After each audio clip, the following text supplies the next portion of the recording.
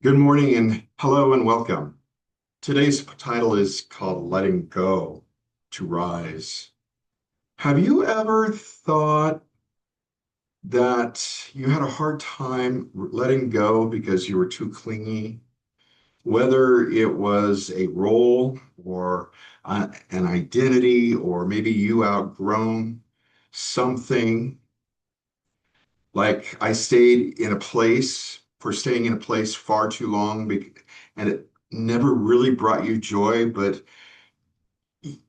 it was familiar to you.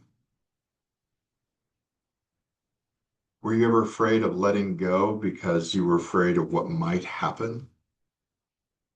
To me, I've been there. I know letting go is probably one of the hardest things that anybody can actually do.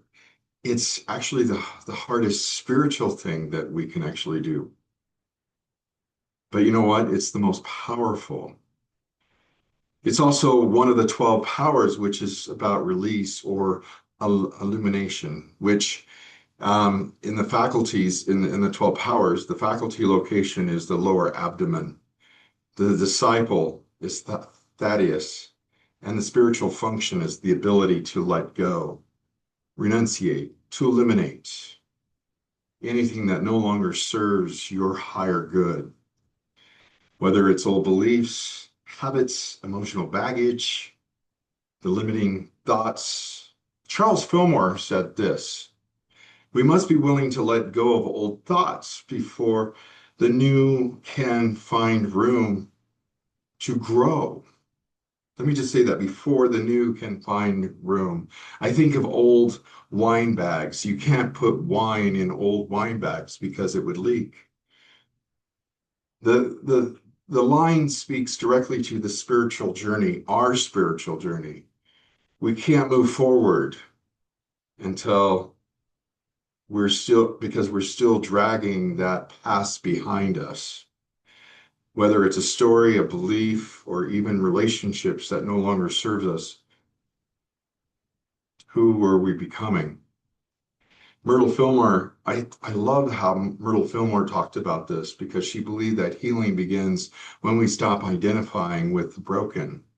She wrote, you don't have to be sick. You don't have to have a sick body. You have a sick belief about your body. Think about that for a moment. Letting go isn't about losing something. It's about releasing what truly never belonged to you in the first place, so the spirit can rise through you. And when that does, something beautiful happens.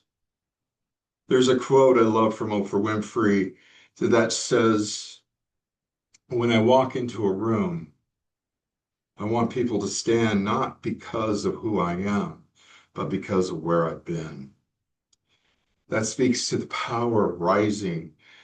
When we do that deep inner work of surrender and release, and releasing what no longer fits, we begin to carry ourselves differently. We begin to shine not because we're trying to prove anything, but because we finally aligned with spirit. So I ask you today, what are you holding on to? What is it hard for you to release? What old thoughts, outdated versions of yourself is ready to be blessed and let go? As I reflect, I offer this affirmation to you. I now release what no longer serves me. I rise into the truth of who I am with God. Let's repeat that. I now release what no longer serves me, and I rise in the truth of who I am in God. Let go, rise and shine. Thank you and namaste.